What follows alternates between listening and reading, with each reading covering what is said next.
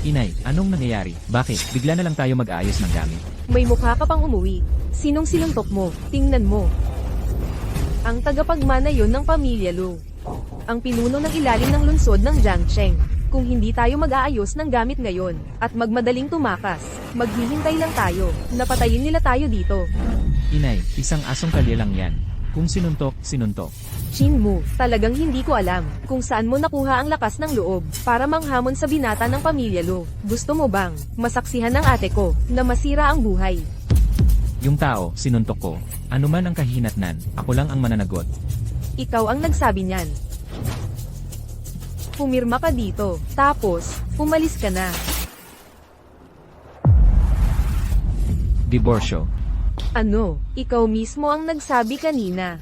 Ang kahihinatnan, ikaw ang mananagot. Mainit pa ang papel. Ang galing niyong magplano. Hoy, oo, plano yan. Ano naman ngayon? Yung lolo noon, hindi ko alam kung anong nangyari. Sa isip niya, pinilit ganitong walang kwenta, na kunin at dalhin dito. Ngayon, eto na, hindi ka lang naging pabigat sa pamilya Jia. Kumakain at umiinom ng libre. Pinagalitan mo pa si Ginoong Lu. Sa sitwasyong ito, maliban sa paghihiwalay mo sa ate ko, wala nang ibang paraan. Ang kasal ko kay Chaksu ay personal na itinakda ng lolo noon. Hindi yan mapapasa inyo. Yung matandang yun, kalahati ng katawan niya ay nasa lupa na. At ikaw, nakikipag-usap pa sa akin tungkol sa pangako. Kapag namatay na siya, mawawala lahat ng sandigan mo. Karapat dapat ka bang makipag-usap sa akin? Anong klaseng tao ka? Ito ba ang gusto ninyo o ang gusto ni Chaksu? Siyempre, gusto ng ate ko. Hoy, hindi mo naman talaga iniisip na ikaw, isang parasito na pabigat lang. Magugustuhan ka ng ate ko, di ba? Kailangan kong marinig yan mula mismo kay Chaksu. Huwag ka nang maghintay.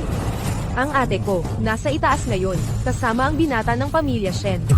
Malamang sa sandaling ito, hindi siya makakababa. Kung may utak ka, pirmahan mo na itong kasunduan.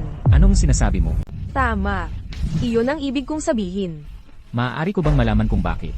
Bakit? Isang hakbang na lang ako, at makukuha ko na ang 50 na bilyong piso na puhunan mula sa pamilyang Ye.